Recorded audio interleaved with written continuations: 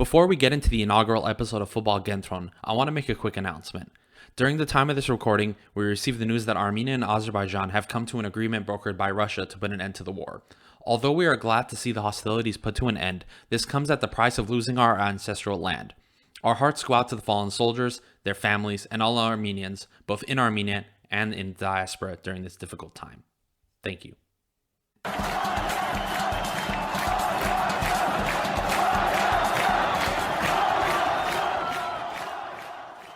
Hello, everyone, and welcome to episode 1 of Football Kentron podcast. My name is Adam, and this is a podcast about everything Armenian football and Armenian football related.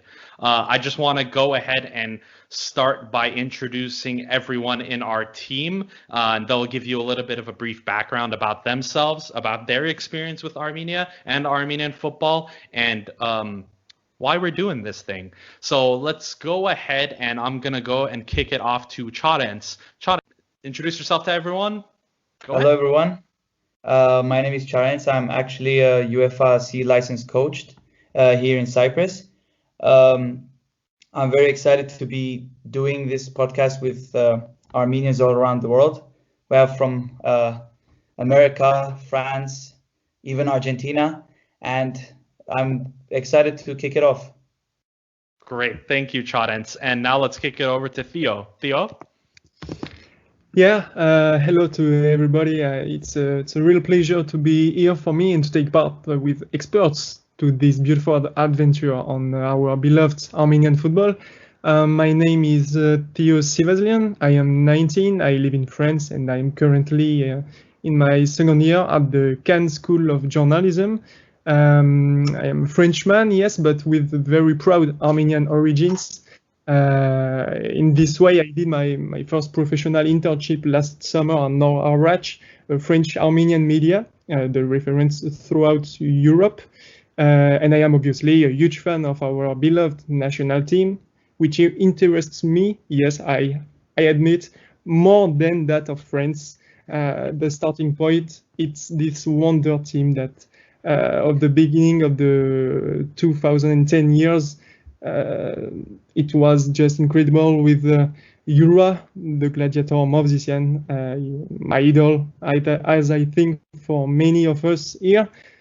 So I'm very happy to record with you guys, and I'm sure we'll enjoy for our auditors.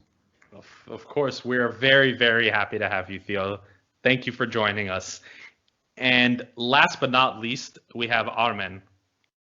Of course, not least. Yeah, I'm Armen from Argentina. I'm a sociologist, and so maybe there's the social lens I'll be adding into the podcast.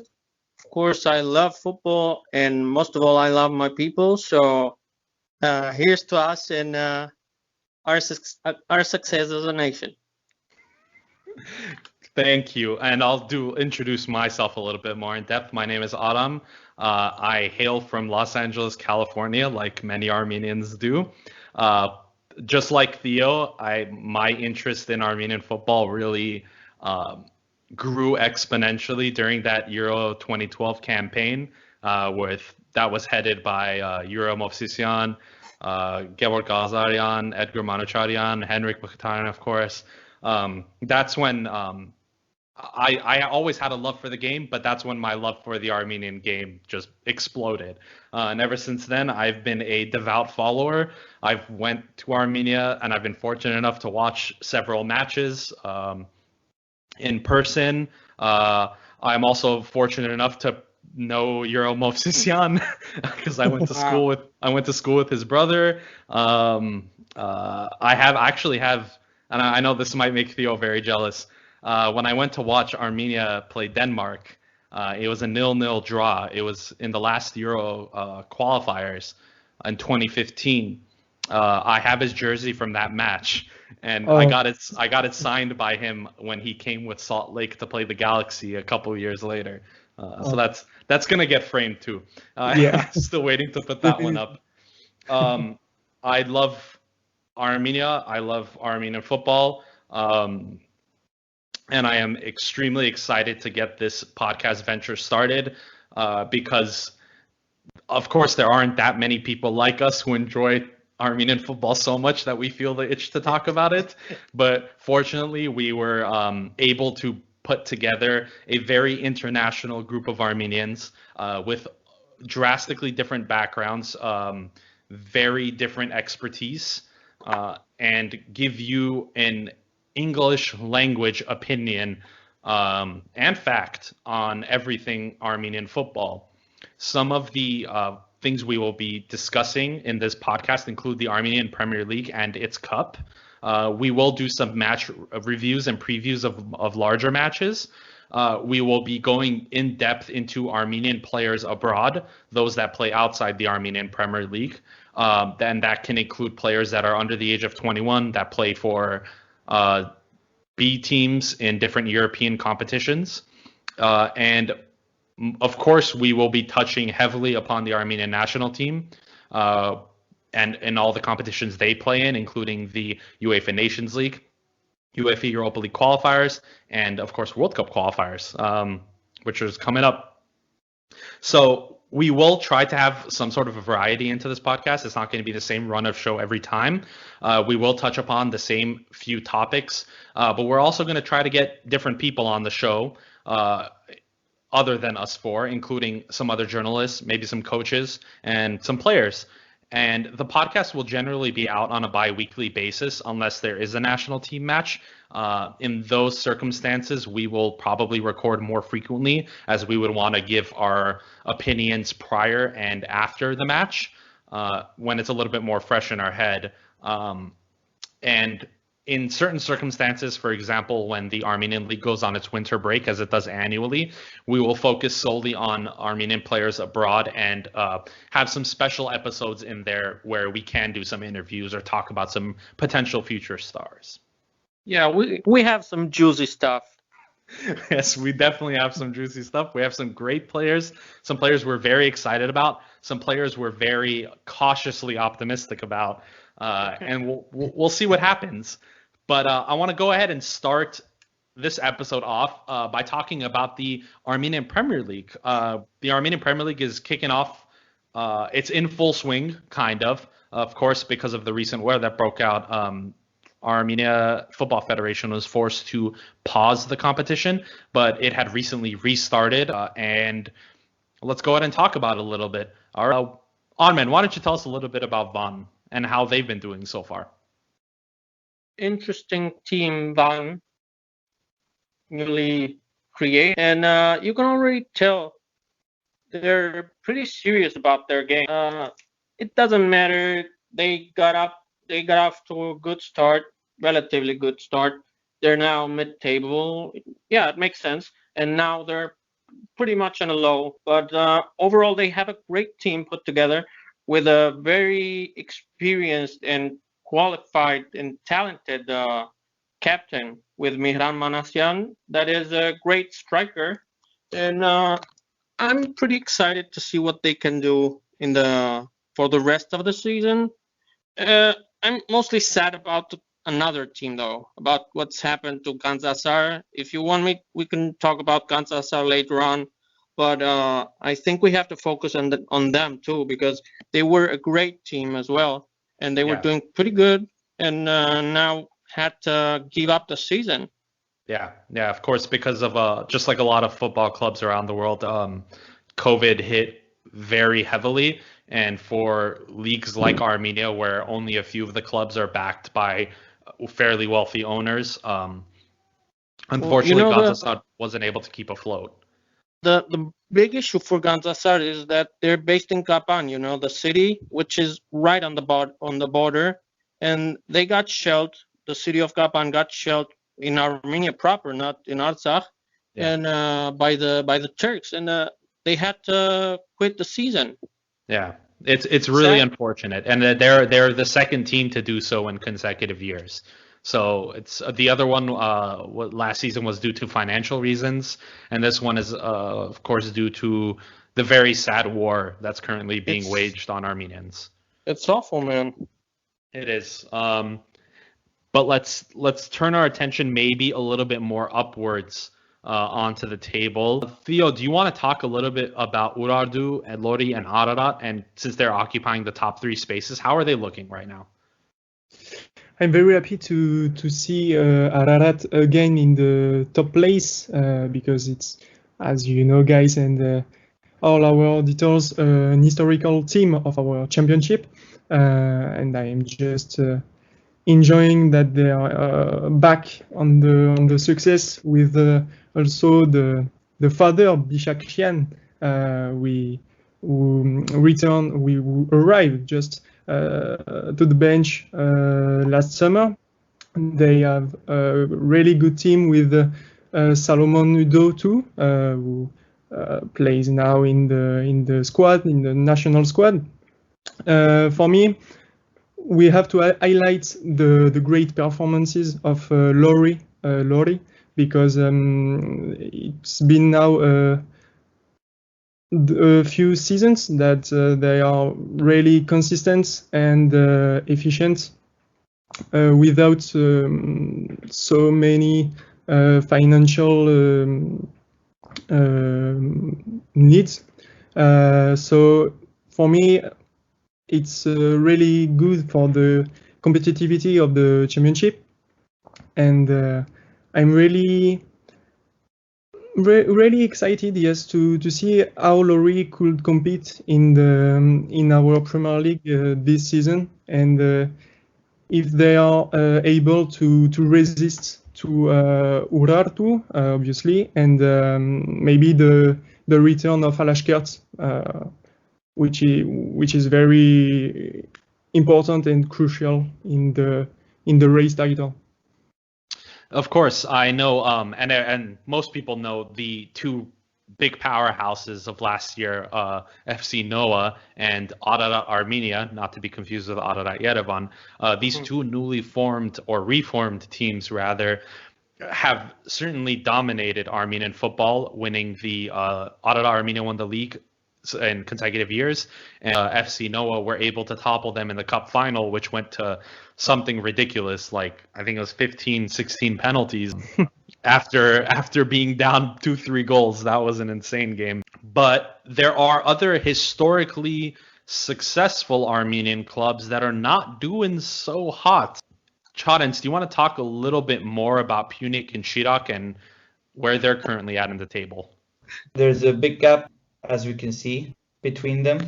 I think it's going to be difficult for them to get on top. Yes, and it's if you take a look at the squad that Punic has put together, they've made a lot of signings, including last year's top goal scorer from Ararat Armenia. They of course have their current captain Aras Ozbilis, former Armenian national team member, never really got the proper send-off he deserved from the national team. He will. He will eventually, I think. Maybe if we can get a friendly that doesn't get canceled, I think that might be the proper time to do it. And Shirak, of course, another club that had its successful tenure in the Premier League, that's now sitting very comfortably at the bottom of the table with only a couple points after 7 matches. So it's not looking too good for those 2 sides, despite the types of reforms that they've been making. I'll go over the current top goal scorers. So there's Jonel Desiree. He scored 6 goals so far this season with Urartu. There's David Davidian, who scored 4 for Alashkert. And then several players are tied for 3rd place with 3 goals, including Yusuf Odabanjo, Wabeimar Angulo, current Armenia international, Lima and Azarov, and a couple of other names. There's also a couple of standout players so far in this season for the likes of Urartu. I know Hakop Hakopian is a player that Armen is dying to talk about. I've been wanting this guy in the national team for a long time, all right? And I, for one, am really glad for this call. I mean, Hakopian was screaming to get a call. He had it coming. He's a center midfielder, which is something we lack quality in for the national team. I think we all know that by now, which is why we had to nationalize 2 players, not just 1, but 2 players. And finally, we get a young, talented Armenian raised player from the Urartu Academy, which is, as some here will know, Urartu is the club that has been sponsored by UEFA to become like the Ajax or the Schalke from the Caucasus. And Hagop Hagopian is one of their main performers, and I'm glad Caparros saw that. Definitely. I think historically, if you look at Armenian football, everyone looks at the Punic Academy as the most successful academy, but that tide seems to be turning into the favor of Urartu. As you mentioned, they do have a sort of partnership with UEFA, and they are supposed to be the next big factory of turning players out. And if you think about it, if you look at the top of the table of the Armenian Premier League, you'll see that Urartu is leading, and it's mostly because of this guy. So I really hope to see him in either of the two upcoming games for the national team. Hopefully. We'll see. We're going to get to the national team in a little bit. First, let's talk about Armenian players abroad. The Armenian national team is made up of mainly, or a very healthy mix actually, of domestic Armenian players and Armenian players from abroad. And the most famous of them all, the easily most recognizable, the first global superstar to come out of Armenia is Henrik Mkhitaryan. So Theo, tell us a little bit about Henrik and how he's doing in his little Roman vacation. Absolutely. So this weekend, Roma moved into third place in Serie A, 1 point ahead of fourth place Juventus. After Mkhitaryan, our Eno hat-trick in a 3-1 win for the capital side at Genoa, is now leading completely the squad of Roma. Today, the Gazzetta dello Sport, the great sports newspaper in Italy, speak about the king of Roma. So it's very significant, beautiful and significant. It tells the importance and the crucial role of Eno in the squad of Paulo Fonseca. His statistics: he scored 4 goals and delivered 5 assists in 10 matches. So he leads even the Serie A in assists. Important numbers also. Definitely, I think it was a long period since we saw Eno like that. If I'm sorry for my English, and maybe Hans is a bit difficult, but he has an importance and in the Roma, as maybe for me he never had before. But you can thought about Dortmund. I'm a bit surprised in his success and in Italy. I thought the championship would be too much tactical and physical for him. We have to remember this is maybe the most defensive championship in the world, or even in Western Europe.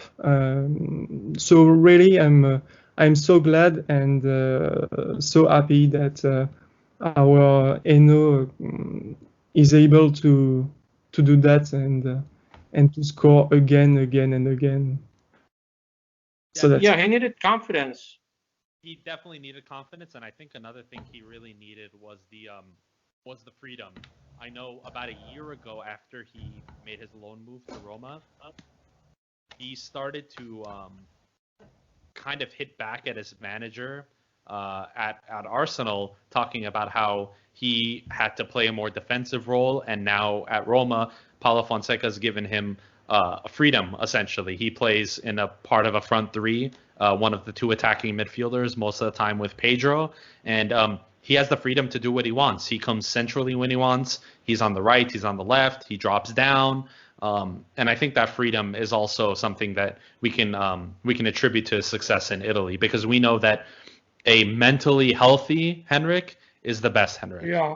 Yeah. He kind of reminds me of his time in Ukraine in Shakhtar. Definitely. Yeah. Chadens, do you have anything to add? Yeah, I think I would say the same. The fact that him being in Italy with the freedom rather than in England, where the football is more pressing, it's more compact. There's more ability for him to move around and score more goals and be more flexible with his position.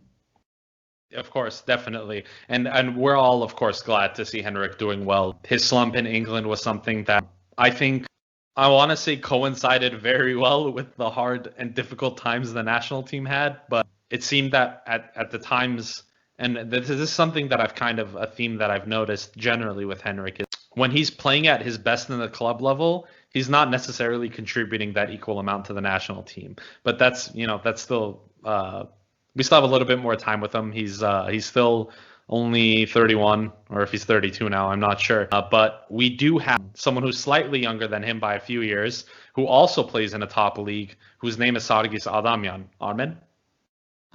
What a guy. I mean, it's just super soccer. I mean, do we need further introduction? He was injured since February. Can you imagine that? He was injured since February. He just got back November, and off the bench. He didn't even start it. I mean, and he starts off with a brace off the bench for Europe, 2 goals in half an hour. Then he goes out in the weekend again from the bench and again another goal. What a guy. I mean, I'm speechless from him. And when he comes to the national team, yeah, maybe he doesn't get as many openings as he gets for Hoffenheim, but his work rate is just as tireless. His work rate is just as high. He works his body off, not to say another thing, and many people don't see it, but it's starting to pay off. It's starting to pay off, which is why he not only he's called and his role for the national team is increasing in terms of importance, but he's also got his second contract for Hoffenheim. They extended his contract until 2023. I don't know if that's to secure a more profitable sale, like a transfer, the fee for Hoffenheim or not, or if they genuinely want him to stay until 2023. But either way, it's a great news for us. Definitely is. And speaking numbers, Sargis has 3 goals and 1 assist in about 90 minutes of play, all off the bench. So he's in yet 1 to start. week. He has 4 goal contributions in 1 week in 90 minutes of play, which is an incredible output. And like you said, we don't know if the contract extension is for maybe getting more cash for him in terms of a sale, because if you look at Hoffenheim's current squad, they have Andre Kramaric, who is normally one of their 2 starting center forwards, currently injured, and they have Dabur, who's also the other very normal starter, who actually missed a penalty in the last minute to secure a draw. But he is a player that has definitely worked his way up. He's worked, he played in the German 4th division, played in the German 2nd division, worked his way up to the Bundesliga, and you know what? All of his hard work seems to be paying off. Now, whether he is sold or not from Hoffenheim, I cannot imagine him going to a team at a lower level. I think he would do a lateral type transfer to another Europa League team, or I mean, if lucky, I'm sure some other teams in Germany, maybe a Leverkusen or a Schalke. Until not long ago, and more than one time, RB Leipzig, no less than RB Leipzig, the newly created giants, if we will, Red Bull funded, they are constantly chasing Adamian. Maybe not explicitly, but rumors are constantly there. And they have sold Timo Werner to Chelsea, so I wouldn't be surprised. Yeah, it's he can make a surprise move. He's only 27, although he's newly entering the prime of his career. So all we can do is wait and see. But for someone who's at the beginning of his career is putting up even better numbers and has very recently made his debut for the Armenian national team, Vahan Bichakjian is absolutely on fire. So you know what? Chadens, go for it. Let's tell us a little bit about Vahan. I think we're gonna expect a lot from him now. We definitely are expecting a lot. We cannot wait for him to score, assist, especially the fact that he plays right wing and left wing gives him this flexibility of scoring. I think he can do a lot for the national team. I'm expecting a lot from him.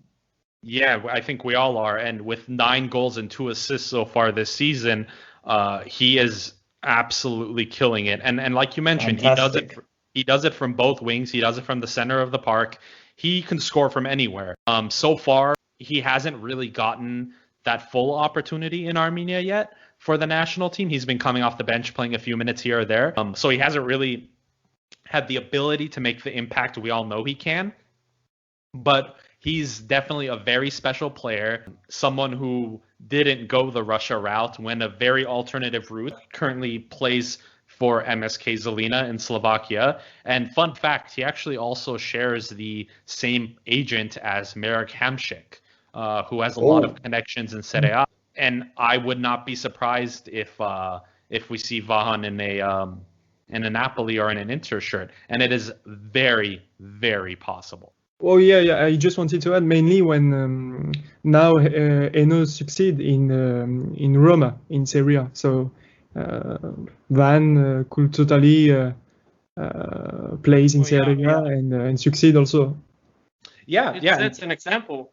It definitely does set an example, and another player we can actually look at who almost went to Serie A, who was tipped to go for one reason or another chose to stay at his club, which got relegated in Denmark, is Edgar Babayan, who currently plays for Hobro, and he's been in incredible form as well so far with 4 goals and 2 assists in 6 matches. Tell us a little bit more about Edgar, Armen.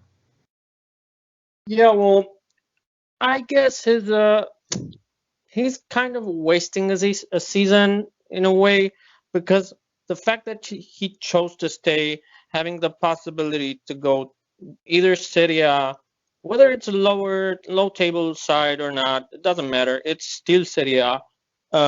Whether it's Poland, there were big Polish teams interested in him, like also Danish giants, Copenhagen were interested in him, and I know for a fact, because I know this guy.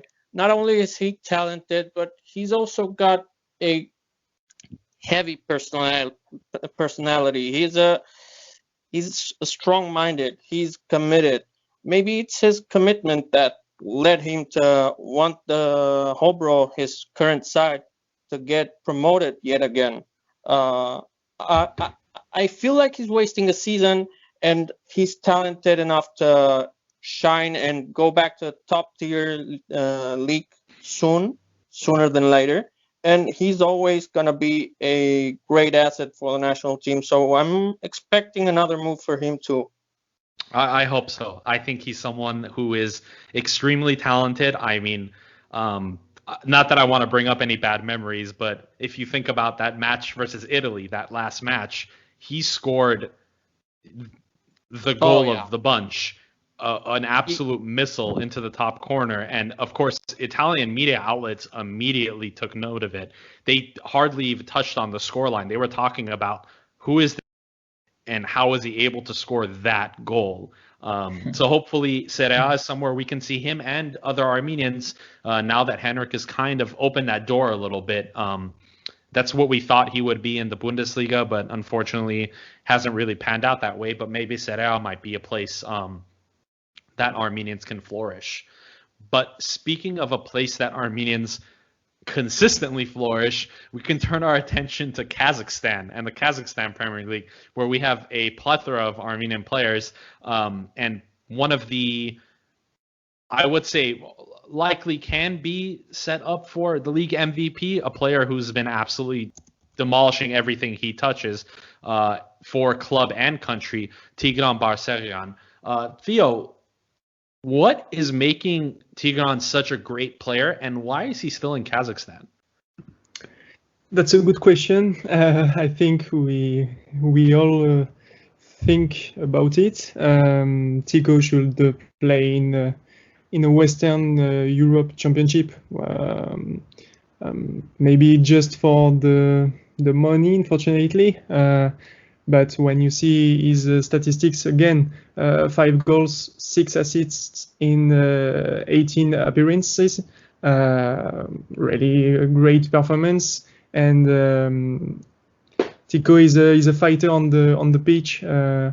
He really has good technical qualities, and he never gave up. It's really the type of player that I like. He gives everything he had for Astana or for the national team, maybe even more for the national team. It's for me, what a pity. You should find him in Netherlands or in Switzerland or in Italy again, even in Serie B, but on the top of the Serie B, maybe. That type of championship, of competitive championship, and it will improve the level, obviously, of the national team again. Definitely, and I think he's one that he is at the later stages of his career, and maybe it might be difficult to make a move to a bigger club, and it's definitely something that he could have done. But he seems more of a big fish in a small pond type player, and we don't know if he's going to leave Kazakhstan, and if he does, unfortunately can't really imagine it being in a top 5 league. But another player who also plays in Kazakhstan and who is now a champion, Kamo Hovhannisyan, someone who whenever you don't think of as the ideal footballer, but he's been doing some wonders. So tell us a little bit more about him. It's an honor for me to speak about the Usain Bolt of the. I think all said. No, he just became, as you said, the Kazakh champion after giving the winning assist. He also has Tico in his club, which is now Kairat Almaty, a huge importance and a huge role. But again, when I have in mind his game against Italy, when we lose 3-1 in Yerevan in 2019, it was just incredible. Even the Italian commentators just wow, they were impressed, and it's again we should see him at a competitive level and not in the Kazakh league. I have respect for Kazakh league, but it's not a major league. even maybe the second division of France or Italy is equal to Kazakh league. So it's again the point, and we didn't do so much to change that, but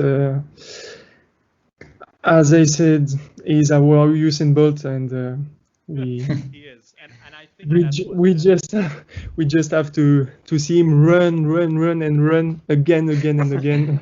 on the line. I think his pace is his best asset, of course, but it's also what let him down in certain aspects. I think if you look to Armenia's match against Macedonia in the opening match day, they knew immediately what his tactic was going to be. It was going to be knock the ball forward and run as fast as you can. And I think if he works on his technical abilities a little bit more, his passing, his first touch, I think he can be definitely a more elite player that we have. But speaking of elite players, speaking of elite defenders, something that Armenia really hasn't had much of. Unfortunately. We'll touch on that. We'll touch on that in a little bit. We have Andre Kalisir, who currently plays for Gothenburg in Sweden. Charens, tell us a little bit more. This guy is actually fantastic, and funnily enough, he doesn't have an Armenian name, but he's always solid. Yeah, I think we should be happy with him. Every single game we saw him play, he's been very good, and keeping the form is really essential at this point with the COVID.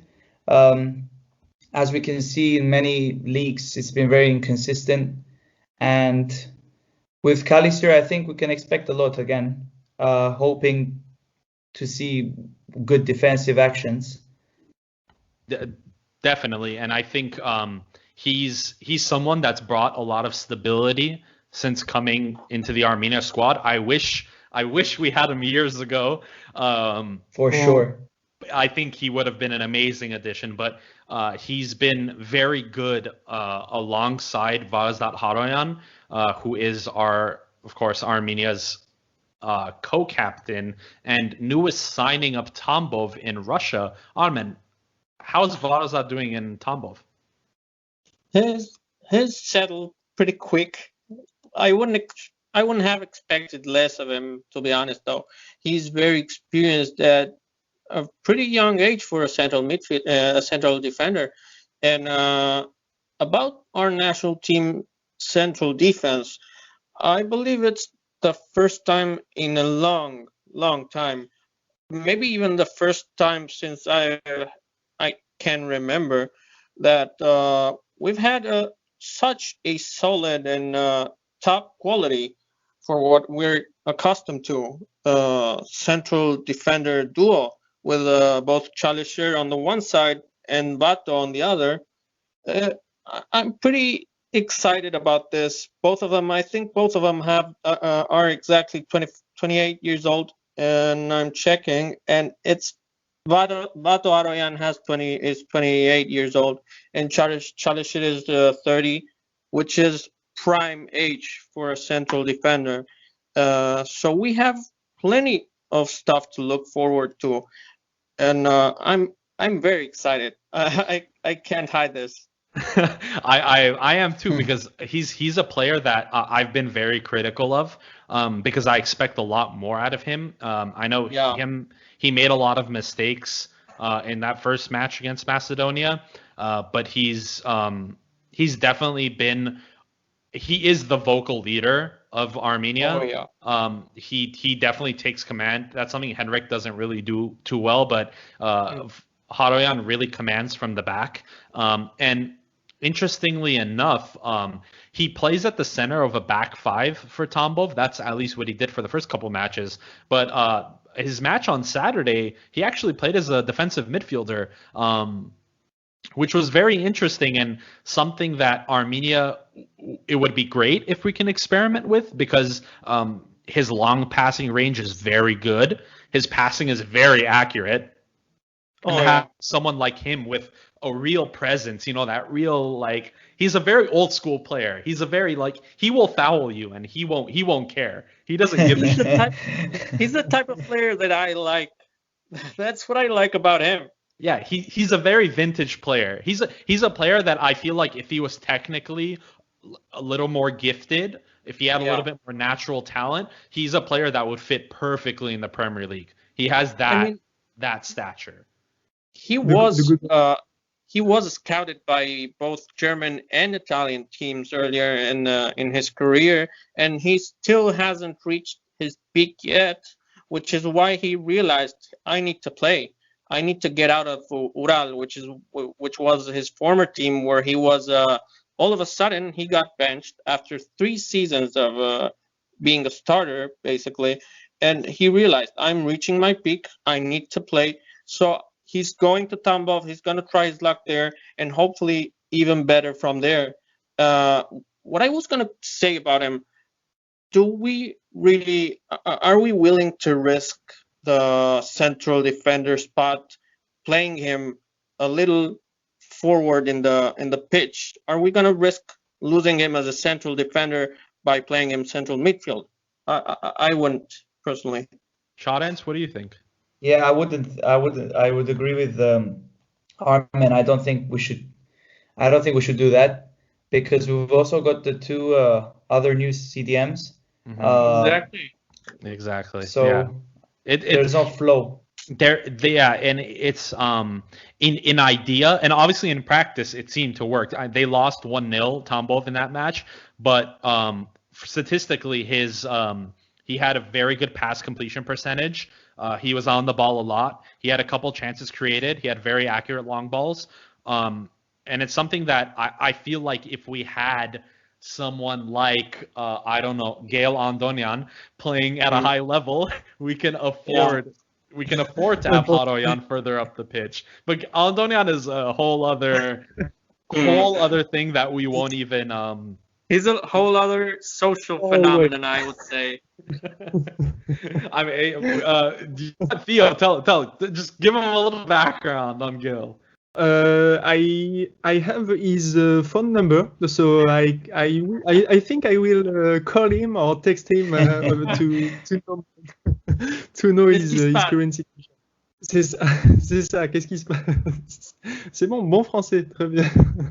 Mais yes, it's really complicated for him. But I really didn't understand his choice when he left Marseille, because he was on loan at the time on Dijon, after on Veria, on the Greek Super League.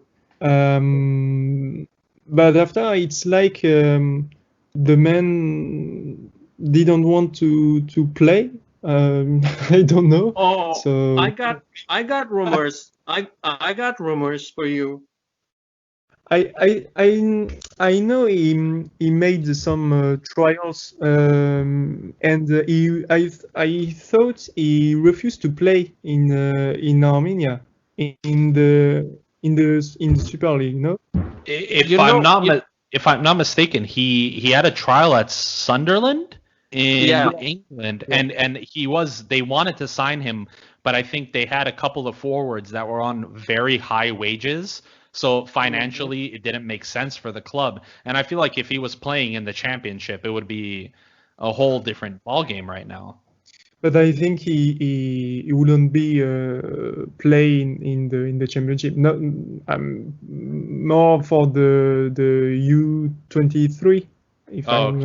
I think, because for him, championship is a bit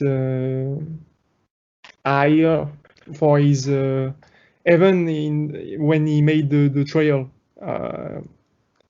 his current level is now, unfortunately, not very good. He needs to get his stuff together. I agree. I think I can understand his frustration with Marseille. He finally broke through to the first team at a very young age. He played for Marseille B almost every match. He broke through. Manager got fired after giving him his debut. He was able to play a few matches and come off the bench. Started one, I believe. Yeah, and he was let go. And the new manager that came in shot him straight back down to Marseille B. And typical Armenian personality, didn't take too kindly to it. So I think that's where the animosity grew from. And it's I think, and we all forget that he's still young. I mean, he plays Yeah. in the French 4th division currently, and if he can bring himself up to the 2nd division, if possible, I'm not sure, Theo, you might know better, or if he just comes to Armenia and plays in the Armenian league, where I guarantee you a player like him can start for Ararat Armenia or Noah, and he can be playing Champions League qualifiers, Europa League qualifiers, and maybe even make it to the group stage. And I'm not sure why he doesn't do that, but I don't know. For me, I think he should be if he have the opportunity to play in Armenia. If he wants to be recalled by Kaparos, it's the better option, and to play again in a competitive level, because I'm a Marseille fan, to tell you, so I followed him too much when he played for us. I was so happy that finally an Armenian played for my team. But in the 4th tier, the level isn't really great, and it's really complicated after here in France when you play in the 4th tier or even below, to return to a great level as the 2nd division or even the 3rd division with Mathieu Ezekian also in Lyon-la-Duchère. Yeah. So I'm not really confident for his return. I will follow him again because it's a player that I like, and as I said, maybe I will text him and call him if we could have. Get him on the podcast. Yeah, first the podcast, and then the Armenian Premier League. Yeah. Well, we might convince him. But speaking of players who have felt like they've been around forever, and who has been around forever and has proved us wrong, or proved me wrong at least. I know some of you guys like him a lot on multiple occasions. There's Gevorg Glazarian, who currently plays for AEL Limassol in Cyprus, not too far from you, right, Charents? Well, we have actually, the interesting thing is the Hovannes and Glazarian are actually playing against each other next week, so this will be exciting. But for this week, we had them perform at a good level, especially Hovannes.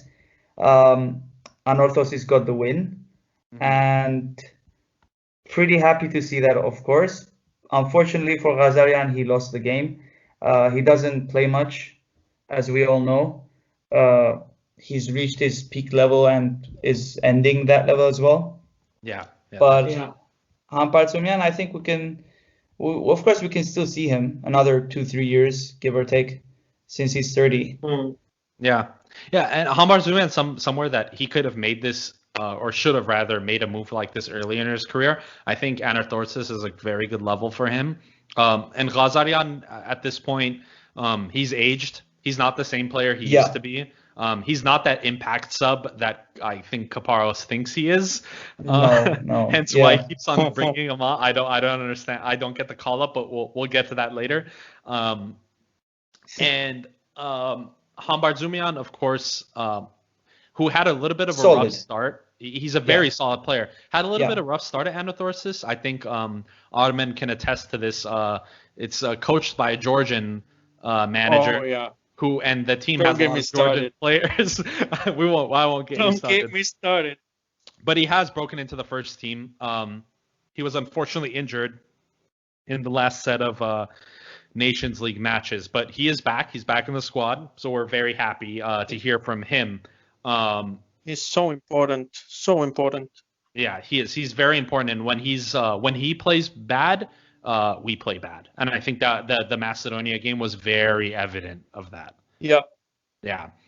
Speaking of another player who I don't want to say plays bad when he puts on the Armenia shirt, but he's definitely much better at club level. Geram Kadimian, who has been a revelation since COVID hit, to the point that on the Armenia national team subreddit, someone has dubbed him COVID Khan because of how many goals this guy has been scoring during this pandemic. He just scored one more over this past weekend.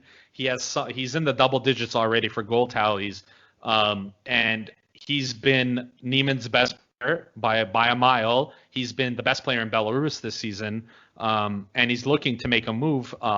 But he has also been left out of Armenia's squad this time, which is a little bit interesting, but we'll get into that a little bit later.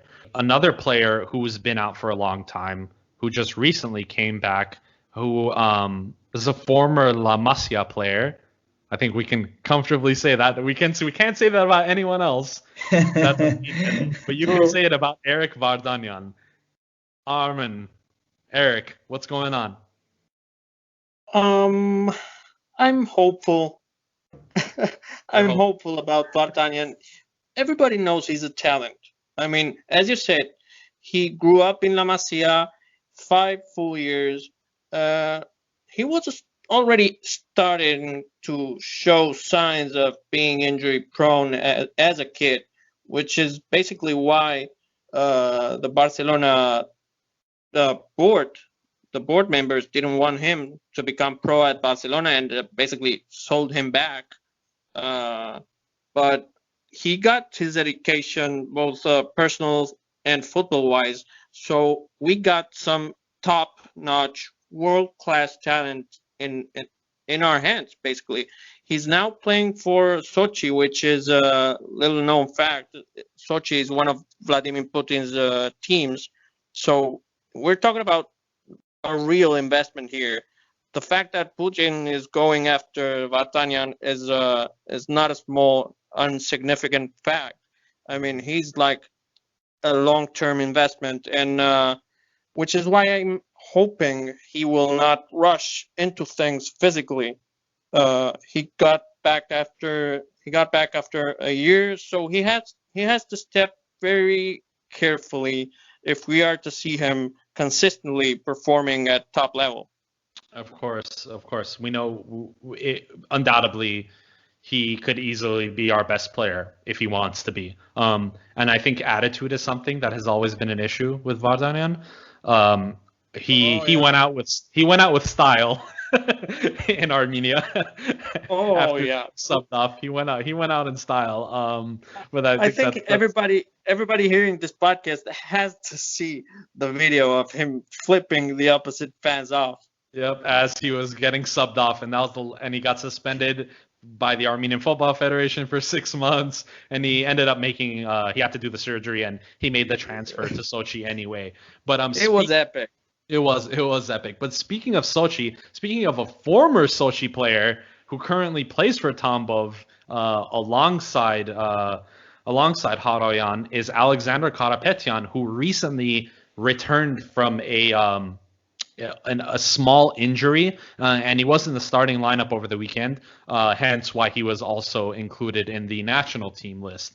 But that's going to go ahead and conclude our Armenians Abroad segment for this episode. We will be giving updates like this periodically throughout season, most likely in every major episode that we release. And we will talk through each player, see where they're currently at, how they're feeling, what the future is looking like, and go a little bit more depth into their performances as the season progresses. There were several players that we didn't touch on today. Doesn't mean we don't know they exist. Trust me, we know everyone exists. We do our research very well. But we know you. Yeah, we know you. We know you whether you know it or not. But I think now might be the time to talk about the Armenian national team. The Football Federation of Armenia has released its 27-man roster for the final 2 UEFA Nations League matches against Georgia and North Macedonia. This list has a few changes from last time, but let's go ahead and go through it. So for the goalkeepers, there were 3 names named. No surprises here. We have David Yurchenko, who's been starting so far. We have Ayazov and Beglarian, who both play for Urartu, which I've always found this to be a little weird, that we have 2 goalkeepers from the same club neither of which dominate or start either club. But that's just another thought. Charens, do you want to go through the defense? Yep. So we have Hovhannes Hampartsimyan, as I spoke about him earlier. We have Hovhannisyan, two of them actually. We have Haroyan, as mentioned again. Kalisir, as I mentioned him, being solid at the back. We have Grigorian Ishhanyan and two Voskanyans, and we have Robert Hagopian. Oh my God. I know you're excited about that one. And let's go. Armen, run us through the midfield. Sure. We have plenty of options. I mean, I'm not gonna lie.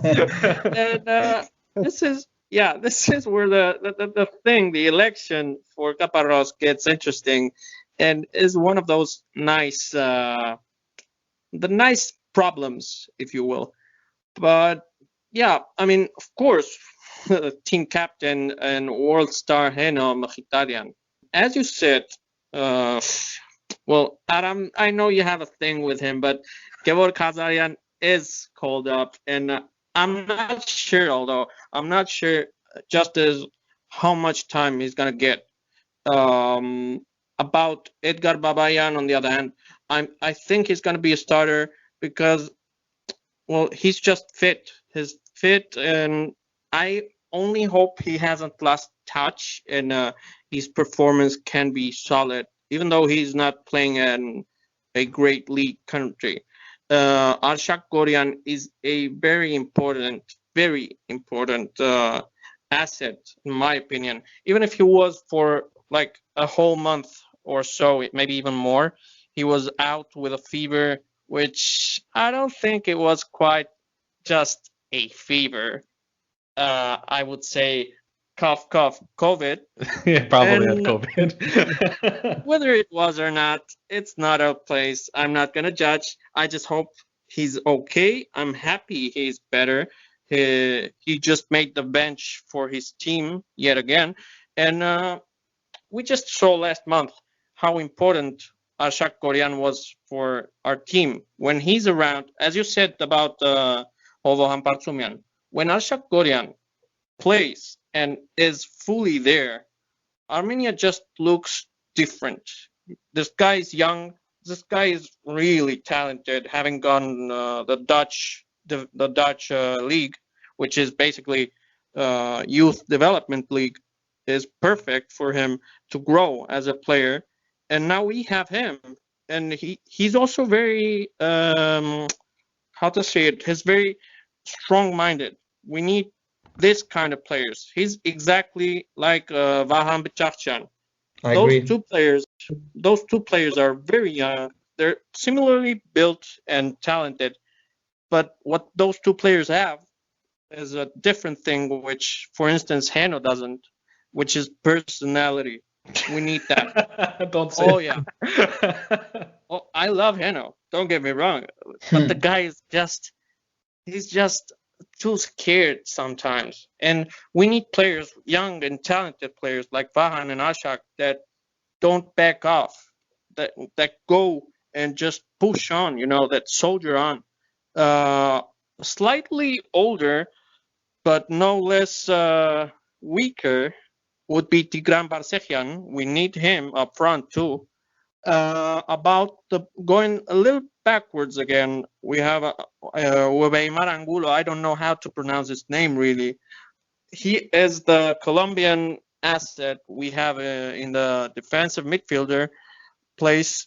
I'm still a little skeptical about him, to be honest. I liked Salomon Udo last month. Put him a lot better, not to say, a lot better. Salomon Udo, actually, I don't know why he hasn't had his chance earlier in the season for the national team. Although there are two players that could and are perfectly suited to replace both Angulo and Salomon, which are Garen Muradian and, as we talked about earlier, Hagop Hagopian. Garen Muradian is from, I don't know if he's in Shirak or in Ararat right now. but I know he grew up playing in Gyumri in Shirak. He has a lot of potential as well as years on his back. He has experience, a lot of experience, and much more potential. So I'm hopeful about him. But most of all, I'm excited about watching Hagop Hagopian on the pitch, making his debut for the national team. And the Got it. two, Just to interrupt. Sorry to interrupt you for a sec. Gautam yeah, Murabian is actually Udo's midfield partner for Adana Yerevan. that is That might explain it. really that is really interesting, and I'm really hoping to see that that duo for once. And Hagop Hagopian, of course, currently plays as a left back for Urartu, but he's listed here as a midfielder because he has a he grew up as a central. He grew up as a defensive midfielder. I'm sorry. Yeah, but as you said, he's very versatile. He's very young and talented, which is why I'm so excited about him. Definitely. And to round it off, the midfielders, we have Arvan Papikian. A little bit of a question mark there, right? They won't play either Arvan or Ardak Grigorian. They are called because they're talented, yeah. But I think there were better options in the Armenian Premier League. Not to disrespect them. I agree. Sorry, Theo. We're leaving you the smaller bits. walk us through the long line of forwards we have. The goals, the powder. And just before to complete Armen about Papikian, we just have to remember that this is an extended list, and maybe Papikian will be excluded in the final list. You're right. So we have to be concentrated and focused when the final list will be given. This is not the final draft. Yeah, definitely. But for the forwards, indeed, this is definitive with Alexander Karapetyan, the most beautiful bird of Caucasus now, and Sako Adamian. So we talked about these two before. We know their crucial role, mainly for Kara, because we expect a lot for Sako, even more with his recent goals and his return from a serious injury. So we'll see. Kara was uncertain also because he was injured. He just retake the training. I thought. I saw this on Armenian sports media. So let's see. I think Kaparos should be put at the front Sako for the Georgian game and to privilege his form. And we have too much incertitude about Kara, even if it's our main striker, obviously. So let's see. It will be interesting, this competition between these two, and also the position of Eno, if he will be on the right wing, on the number 10 below. We have to be focused on his position because, as everybody say in this podcast, is our key players. Let's transition now into maybe looking at how the squad can possibly line up against Georgia on the 15th. Theo, you said you would think that Sako is more likely to start up front. And I personally, of course, I agree with you. I think he is the more talented player. He's the more informed player. He just recently came back from a long-term injury, but he's been playing for about a month and a half now. He was eased in by playing with the Hoffenheim second team. But Charens, what would your ideal 11 against Georgia look like? Well, tough question, really. I definitely want Sarkis to start. I think he will actually start if you think about it, because Karabedyan, if he's come back from injury, I think he will sit on the sidelines in this one. Sarkis is on good form not to be included, so definitely Sarkis is starting up for me. Mkhitaryan possibly. The goalkeeper definitely the same as usual, I believe. Hovannes is definitely going to be there. Well, I mean, think about it. We have Hovannes Hambarzumian, who's played below subpar, I would say, so far in this Nations League, and we have Kamo Hovannesyan, who had a little bit of a redemption story in the last match, but of course, when it came to defensive responsibilities, you know what wasn't quite there. If you understand. Yeah. So it's going to be interesting to see who he goes from there, picking between the two. And Charents, I don't fault you for not knowing who's going to start in the midfield, because I don't think anyone does. And I think it's the most crucial decision that Kaparos has to make. You have Mkhitaryan, you have an informed Babayan, but he's not playing in the highest level currently. You have a very talented Koryan who played very well in the first two matches. You have Tigran Barsegan, who has been, in my opinion, our best player so far in this Nations League campaign. You have Vahan Bichakjian, who there is a very strong campaign to finally start this guy, because he definitely deserves it. So what combination do you pick?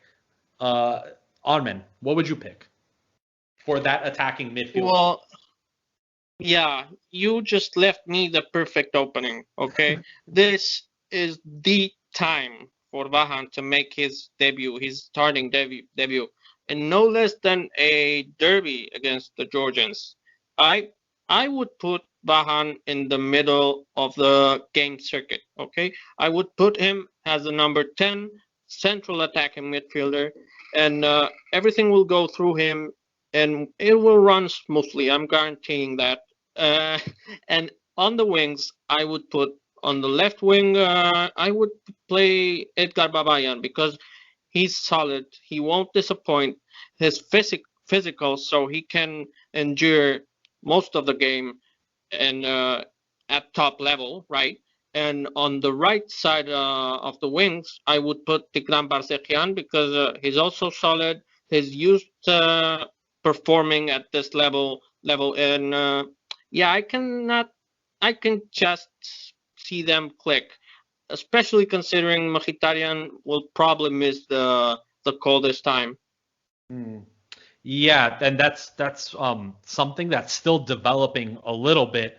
We're not 100% sure yet at this current moment in time when we're recording, but from a story that was broken by Italian journalist Tancredi Palmieri yesterday on Sunday was that certain players from specific Serie A clubs who had COVID-19 exposure wouldn't allow their players to join their national teams. He claimed that Serie A had made a statement and laid out the clubs and players, which included Henrik Mkhitaryan of Roma, as apparently Edin Dzeko, who missed Sunday's match, had tested positive for COVID-19. So we're still not sure, because there hasn't been an official announcement from Serie A. I checked their communications.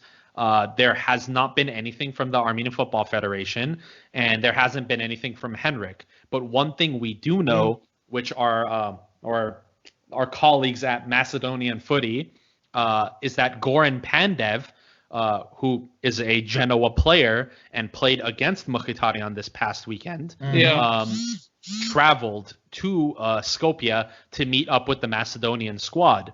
So although I'm not sure if there was any COVID-19 positives in Genoa, but Theo, can you shed a little bit of more light on this situation? I saw the same thing as you tell before with the tweet of Italian journalist Tancredi Palmieri. It's a bit confused. In Serie A, there's a huge polemic also about Lazio, which didn't respect the rules and played Immobile and two other players, although they were positive. So it's a bit confused in Italy actually, and we'll know as soon as possible, obviously. And I just hope that Miki will go to the squad, obviously. But if I'm not wrong, I don't saw Genoa in the list of the clubs in the tweet of Mr. Palmieri. But maybe it's just a thought. But we have to check. Yeah, I think I'm checking right now, but I think Genoa was included in that list, and I think they were included. Okay. Let me take a look. Yeah, but Goran Pandev's name was on the second list, where Mkhitaryan was. But again, I mean, this is Tancredi Palmieri, who is a incredibly reputable Italian journalist. He doesn't really get anything wrong, but there hasn't been an official statement from the league, so we're not sure yet. And if Pandev moved to Skopje, why Mkhitaryan couldn't be moved to Yerevan or to Cyprus or another destination? Exactly. And another interesting aspect of it is that he also reported that Milan players were allowed to travel to their national team camps if they flew on private, which I also thought was interesting because I guess there hasn't been any sort of detected outbreak in Milan. So which leads me to believe that these players are flying private to get to their destinations. And I know Henrik always flies private when he goes to Yerevan. So I know players who were traveling today. We saw it on various social media platforms. Babayan posted something. Karapetyan posted something. So they're all headed to Armenia today.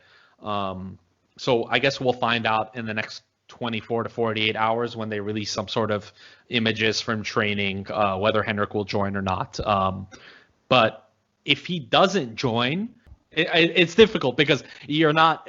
When we're saying it's an unsure situation. I don't know what to say. Yeah. And then it's also you're replacing Henrik in the squad, but you're not really replacing him because he's I don't want to say he's irreplaceable. I think Ottoman would yell at me if I say he's irreplaceable. But you're essentially pulling out what would be our best player. Don't argue with me. For someone else.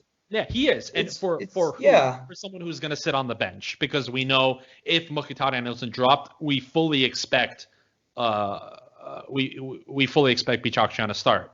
Well, I mean, Mkhitaryan would start if you think about it, but at the same time, it's what you said. You're putting an essential player on the bench. You can't say much, but then again, it depends on the coach. Yeah, there are options. I mean, we have Kadimian was one of the noticeable exemptions from this squad. He was called up in the first two squads, but he's not in it despite being in excellent form, and we all know that he doesn't necessarily have the same output for the national team that he does at the club level for Niemann. Yeah. But he's always going to be an option, and that's something that I think if they were to make that decision, they would have to make it quick to give him time with the team. But again, Kadimian has had his fair share of starts and minutes, and he hasn't necessarily made the impact, except for, I believe, Gata was responsible for getting the handball for one of the penalty kicks. But you're right. Yeah. I mean, he has to get some credit. I mean, maybe he doesn't get as many openings as he gets in his club, but he puts in the work and he gets results. Because the thing is, it happens. what happens to him is just what happened to Sako Adamian last year. Many people were talking about him because he wouldn't perform in the national team all the same as he would for Hoffenheim when he got the goals against Bayern Munich, against Dortmund, all of that. And he just was unlucky for the national team there. The thing is, both of those players get very different roles for when they play at the club from what they get at the national team. Of course, and I agree. Yeah, it's a difficult situation. We don't know right now. Of course, Henrik could just show up and then everything will be fine. I don't expect. I don't expect them to make a statement unless he's not going to show up. I think if he does show up, they're going to stay silent about it. The federation's not going to make a big deal. But if he doesn't, we should realistically, I think for the fans, for the media, for the journalists, the Football Federation should let everyone know as soon as possible. I agree. So moving forward, we have Georgia. We know Georgia very well, despite not playing them competitively that much. We've played them in a couple friendlies. They're our neighbors to the north, and the table looks something a little bit like this. We got North Macedonia in first place, Georgia second, Armenia third, Estonia fourth. North Macedonia and Georgia are both on 6 points. Armenia is on 5 points, and Estonia is on 2 points after that shock draw that they held Macedonia to. The top three have 1 win each, and Armenia's sole loss comes in that opening match against Macedonia. Where, unfortunately, where we looked very poor and barely lost still. So Georgia is right ahead of us, and this isn't necessarily a do or die match for Armenia, but a draw would see Armenia have their own destiny out of their hands. Charens? I agree, but I still think it's very critical at any point to get the win, and to be able to move to the next step. This is the first way to do it. This is the best way to do it as well. Getting this win would lead to the next one. And I think that's what Kaparos is trying to aim to do. Like the first game, yes, we did lose, but you saw the performance in the next one, which was getting better and better after every single one. So I think we're going to be hoping for the best, and we're going to get a good result. Personally, I think that's what's going to happen. And if you look at it statistically speaking, and I know off pod I'd spoken to Armin about this, we haven't played poorly. I mean, Armenia is used to playing. We play down to our opponents, and we also play up to our opponents. Yeah. And if you look, we're actually doing pretty decent. I mean, we haven't lost in 3 consecutive matches, which is something Armenia hasn't done for a very long time. We have defensive stability. We're still scoring goals. But what seems to be the problem, Theo? Where's the disconnect happening? Why are we drawing and not winning those games? I think it's a mental problem also. Our team needs to pass the difficulties and this challenge to definitely arrive at another step, another great step. It's what we definitely need, and it's why precisely what I hope Kaparos will be able to give us, and it's what I expect for these games. It's a truth moment for me. We can't draw, we can't lose. For me, we just have to win. It's an obligation, and with our squad against these opponents, they are not huge opponents. They are strong opponents, but as a new contender, if we want to be a new contender for the qualifications of Euro to 2020 or but 2021 now, or World Cup in the next years, we obviously have to win these type of games. It's an obligation, and we have the players for. And it's why I really expect so much from men like Sako, from men like Eno if he can play, Aroyan too at the back. These men are our leaders, and they have to lead us to victory. And I really hope, and I don't want to be disappointed again as in the last few years. Unfortunately, we are often so close to be able to realize something big, and I think it's time for us to realize this and to finally take the other step in our minds.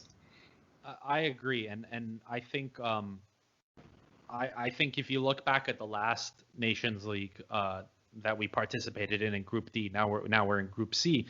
We were placed in a group with Macedonia, who ended up topping the group. We came in second place, and it was a very winnable group. And now what we see is Macedonia finally having that opportunity to make it to their first ever major competition, as they play Georgia in a couple days' time in the UEFA Euro 2020 playoffs. That match between Georgia and Macedonia, the winner is going to get a place in the group stage in the Euros. It's going to be a first time, no matter who goes, and it's somewhere that as fans of Armenia, we feel like not necessarily that those teams don't belong there, because they won their matches. They definitely do.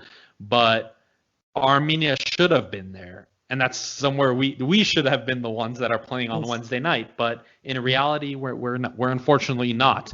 But a slight positive we can get out of that is that the lineup that Georgia is going to put against us is expected to be a little bit weaker, right, Armin? Well, hopefully. I'm not sure. I mean, I haven't seen their schedule. They're playing Macedonia right before they're playing us, aren't they? Yes, yeah. So they have that very crucial playoff. And last time they had the playoff, I believe they played against Kosovo, who was managed by Bernard Chalans, who formerly managed Armenia. And after that match, they made wholesale changes before they played us. Yeah, the only thing that I can say about the Georgian game, they have quality players. I mean, we know Georgi Loria, we know Kverevelia, we know Kankava. That guy is tough. And most of all, I'm worried about their attacking midfield in Kazaishvili and Okayashvili. Both of them are very talented. We need to neutralize those in order to cut their game. And what I want to see, and I'm saying this from the bottom of my heart, I want total psychological domination in that game. I mean, we cannot let them play at ease. Not a single minute. I want Vato Aroyan to lead the game there. It will be the key. Of course. In the last match, we saw Armenia took the lead very early on, as we've been doing recently, very surprisingly. But for some reason, I guess the instructions from Kaparos have been coming in to take your foot off the gas and not attack as much and not put as much pressure after taking the lead early. And that's when we saw Armenia kind of fall apart to a very subpar Georgian side in the last round. If you take a look at the players that are expected to start for Georgia against Macedonia and who they played up against us, yeah, it's a very different side, and we are We're getting the B team, Chorens. I think this is very strange in football ways because it's national sides and it's not like they play every week. So I don't really know what to say for this. Yeah. It's very strange and it's very unexpected thing that we're going to get.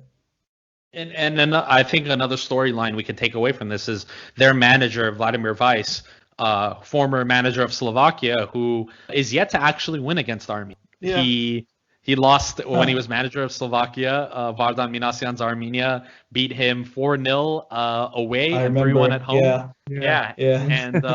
And now he drew 2-2. It was humiliating. Yeah, it was. I mean, look, we all know that was the best Armenia we've ever seen on display. Euro Movsesyan, absolute animal.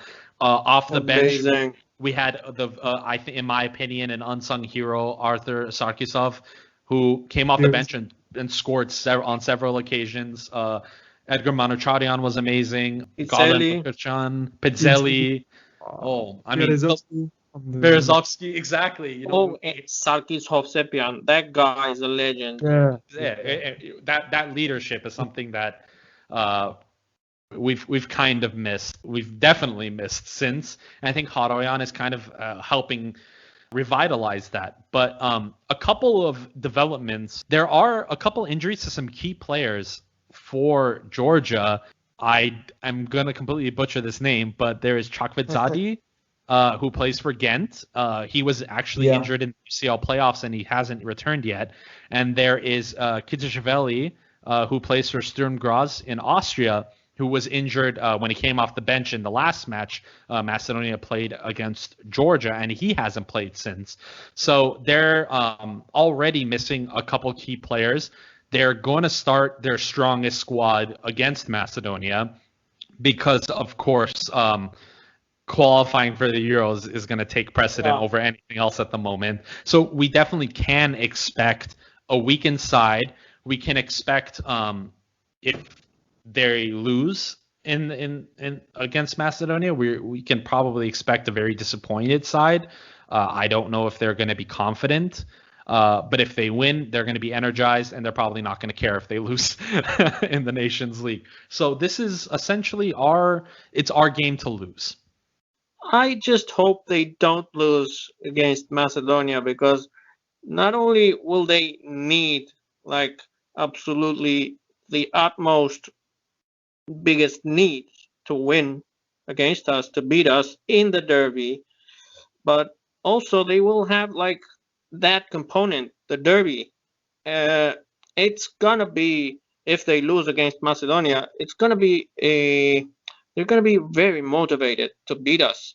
So yeah, I hope they beat Macedonia. And also I was gonna say this: I'm not one to rejoice over the disgrace of others, but about you know what I'm getting into, about the injuries they get. Finally, some good news for us. Well, not only injuries. I'm looking at a report, a little scouting that Macedonian football did. Tell me more. So there are 4 Georgian players that play for Anorthosis that are supposed to start. There's a couple that play for Tobol, and there's also a couple that play here in the MLS for San Jose Earthquakes. Yeah. So and these players have all been playing full minutes. So there's gonna be definitely tired legs for them going in to their final, and then there's gonna be even more tired legs going into our match. And again, that's why I say I would not be surprised if we get a completely different 11. I really wouldn't. Oh, I hope so. So bad. But then again, you know what? Last time that happened, we drew 2-2 with them. So I don't know if it's necessarily a good thing. And we had our goal scorers were Mkhitaryan and Bayramyan. Mkhitaryan, who we don't know, he's a big question mark right now, and then Bayramyan, who has been injured and he isn't in the squad. He's also a very notable absence that we're having.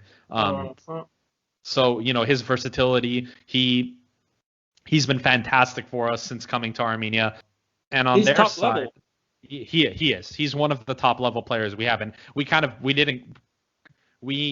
we didn't speak about him earlier because of his injury, and we, of course we're bringing it up now because we're talking about the national team. But he's definitely a key player that we are missing, and another example of how we don't have a full strength squad almost ever. Yeah. So you're right. We don't. I mean, if you look at it, Theo, you can give a little bit more of an opinion on this. We almost have one or two key players missing every time, and we haven't put out the same starting 11 in a long time. Yeah, it's a problem for the stability of the team, because we don't play so much and so quickly. And if you change every time the squad, the 11 who starts, it's a bit complicated, and it's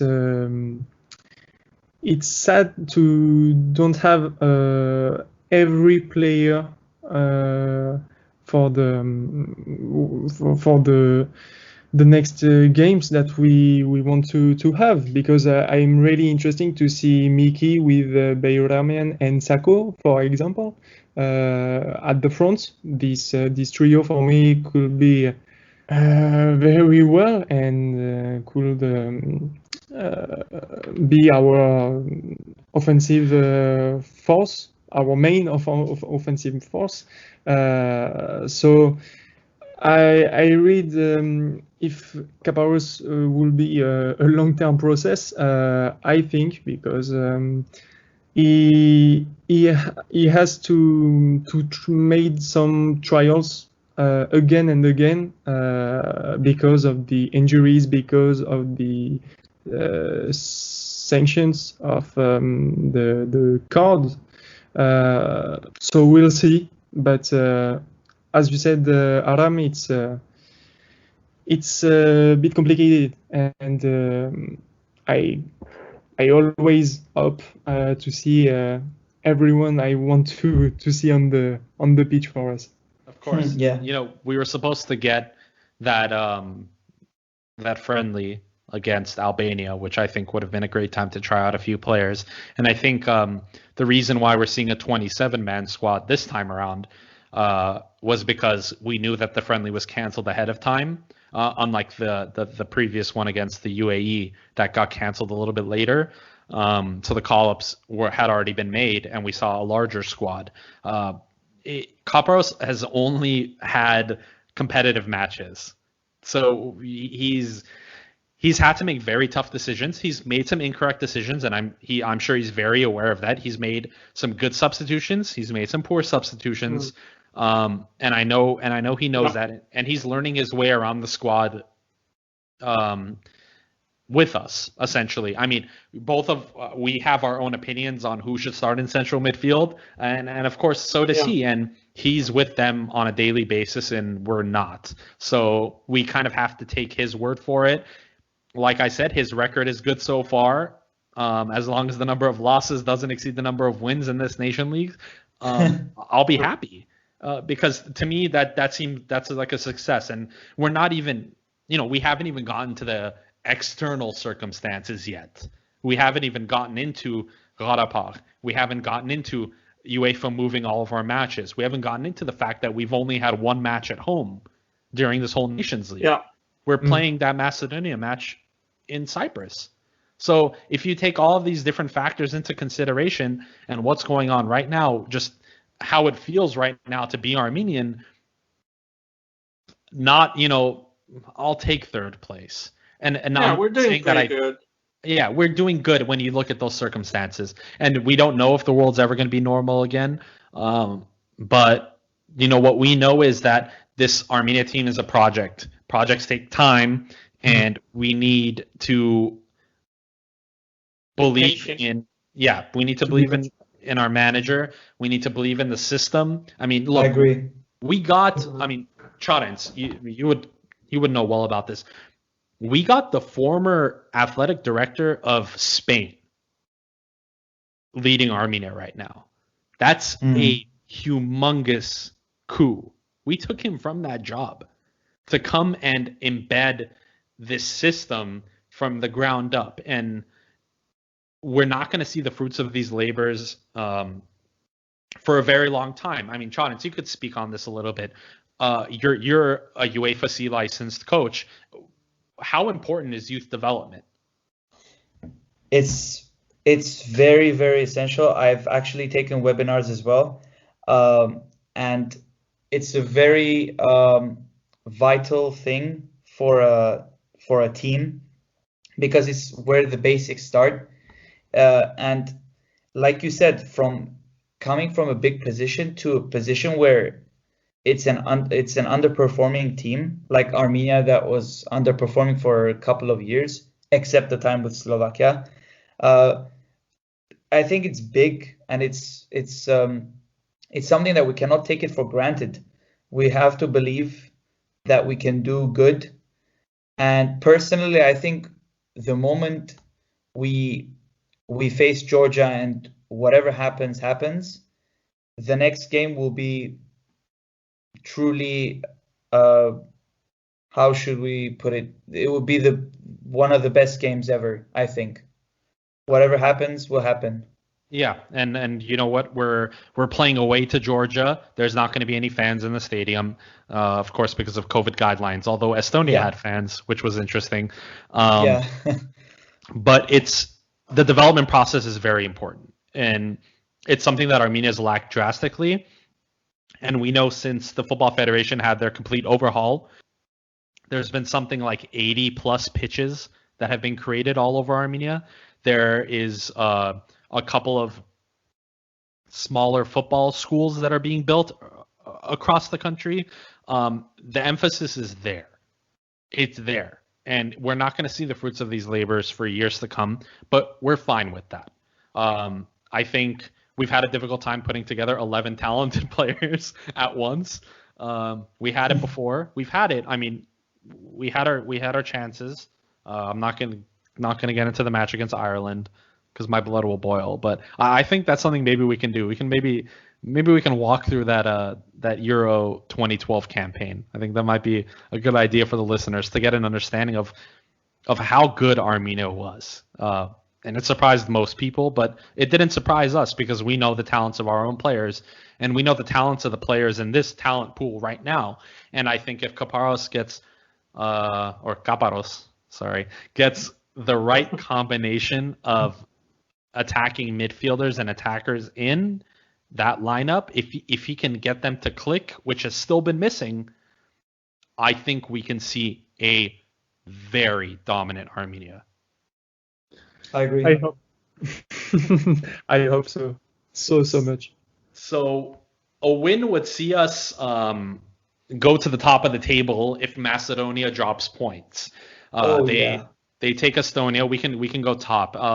Like Theo said, we can draw, but of course we want to have our destiny in our own hands. And I'd rather lose that last match to Macedonia than lose to Georgia and then beat Macedonia, which would, if we're being honest, that would be Armenia's normal normal theme, would be to lose that penultimate match and then demolish the team in the final match, which, I mean, Macedonia faced that wrath last time. So I think that's going to go ahead and conclude our first episode of Football Kentron. Thank you for listening. We will be wrapping up Georgia after the match is finished. We'll give our takes on how the match went, give you our opinions on the lineups. We'll give you everything, and trust me, we won't hold back. And hopefully we come out with 3 points. I think that would be great. It would be a lot of positive reinforcement for everything going on for Armenians around the world right now. I think that's some positivity that we can all enjoy. We will also, in that same episode, preview the Macedonia match. And then following Macedonia match, have a separate episode wrapping the Nations League up as a whole and looking ahead. Thank you for listening. This has been Football Kentron. I've been Adam, and on behalf of Chadens, Theo, and Armen, thank you.